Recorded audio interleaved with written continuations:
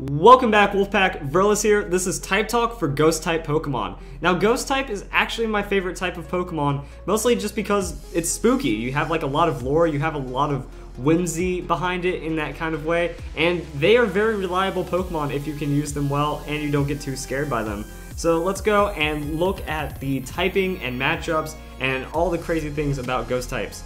So when you look at the stats, their stats are actually really even across the board, and that's because Ghost types fill a lot of roles. They're mainly going to specialize in special attack, but it can also have some good offensive bulk, and they really just can play either side. They can be incredibly tanky, or they can be incredibly frail, but have huge offensive capabilities. So that makes them really strong, that if you want something to fill for your team, you can generally find a Ghost type that can fit a certain niche in your team very well.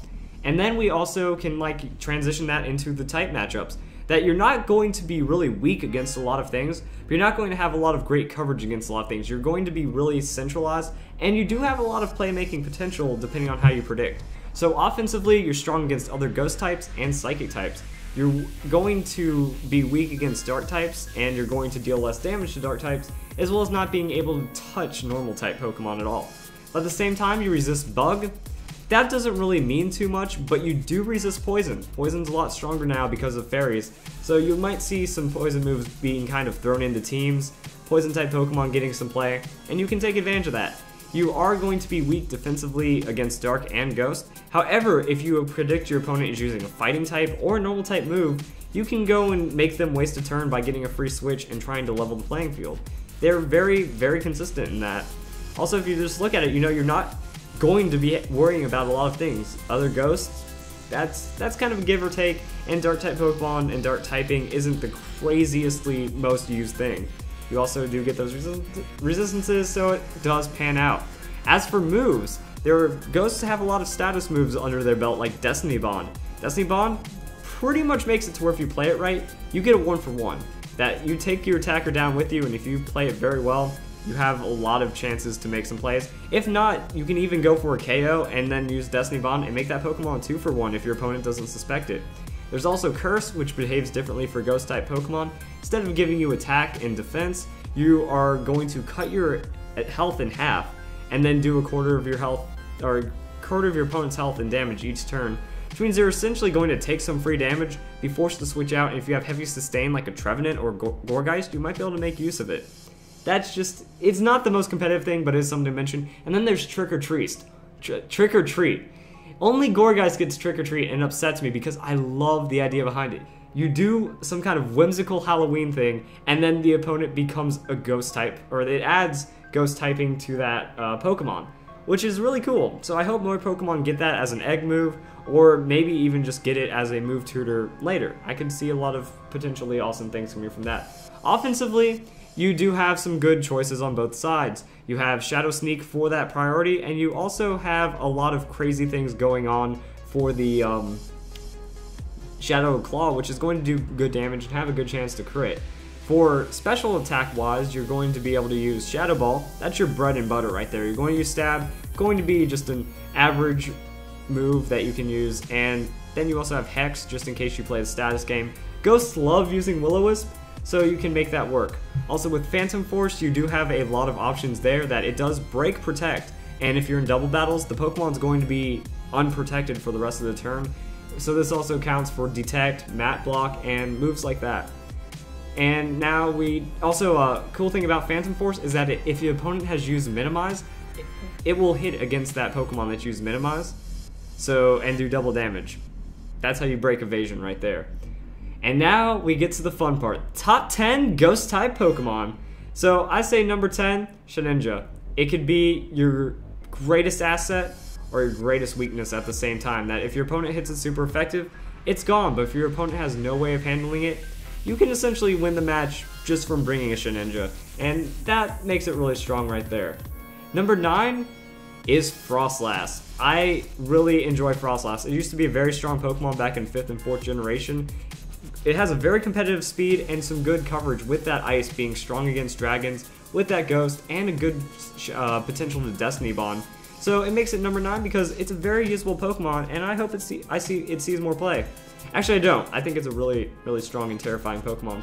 Number 8 Chandelure.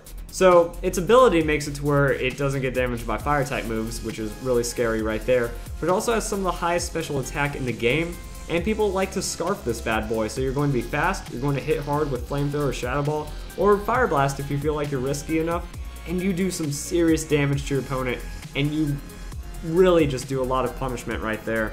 So it's a very strong Pokemon, gets a good amount of play, has a lot of options under its belt. Number 7 is Sableye. Prankster, Recover, Will-O-Wisp, and then there's also Swagger, Foul Play. What else do you need to say? You swag play your opponent down under a Will-O-Wisp, and then you just go into the filth that is a Prankster Recover. No thank you. Number 6, Cofagrigus. Cofagrigus is a huge defensive tank, and I think it's going to be getting a lot more play as people start to realize how strong it is. It's a really reliable stop to Mega Kangaskhan, and it's also just going to be a super bulky defensive Pokemon, and defense is kind of the meta right now. So you have the opportunity to Will-O-Wisp, people like going into Hex, and then there's a couple options you can take from there with just Cofagrigus that make it very strong. Number 5, Dusclops. So I find Eviolite Dusclops much stronger than Dusknoir. If you've gone against or used an Eviolite Dusclops, you understand that this thing just does not accept damage. It just says, oh, what's that? Damage? No, I have way too much defenses. You do nothing to me. It has Pain Split for health. It can get Will-O-Wisp as well, and it has a lot of crazy options under its belt. So I put it at number 5. It's one of the more tankier Pokemon that you have going for you. Number 4, Mega Bayonet. It has, I think, the 3rd or 4th highest attack in the game. I don't have the stats up right now, but it has some ridiculously high attack, and it gets Prankster as well. So Prankster Destiny Bond, Prankster Will-O-Wisp, and then you can also hide behind Sucker Punch and Shadow Sneak, so you can be an all-priority high physical attack Pokemon that's just absolutely ridiculous. It does get some good defensive stats, and you can get Cotton Guard into it. Yeah, you can get Cotton Guard as from Dream World, and there's a lot of ways you can really trick around with this Pokemon. So it does have a lot of options, and it can be incredibly strong. Number 3, Gengar. Now, I consider Mega Gengar overrated. I consider regular Gengar a better option, because regular Gengar, it keeps its good poison typing. It has Levitate, so it's not going to get hit by a silly Earth type move. So it does have like 3 resistances, which is really nice with that Levitate ability. You do have strong Shadow Ball, strong Sludge Bomb, and then, you know, Thunderbolt or whatever other coverage you feel. But you get that Focus Sash, and that's what makes it so strong. Is you score a KO, Focus Sash procs, you know, if you get outsped or something happens, like you don't KO them, Focus Sash procs, you finish off the KO, you go into a Destiny Bond, 2-for-1 Pokemon right there, just from trickery. So I feel it's a lot harder to take control of. Number 2, Drifblim. Drifblim is one of the strongest Pokemon in the game, in my opinion, just because of its Baton Pass minimized combo with Stockpile and whatever else you want. But putting Baton Pass, minimize, and Stockpile into one Pokemon means that you're giving the gift of evasion and you're giving the gift of tankiness into anything. Helps that Drifblim is heavily tanky because it has huge hit point stats and great defensive stats, and if used wisely is just really a force to be reckoned with that is almost unstoppable. And then number 1, the strongest Pokemon in the entire game, in my opinion, as well as the strongest Ghost-type Pokemon, Aegislash. The most mechanically tuned Pokemon alive. If you are mastering your Aegislash mechanics, if you know exactly how to just weave in and out of King's Shield, predict when to use Swords Dance, predict when to stop your opponent, predict just a great switch-in and ability to get set up, you become unstoppable.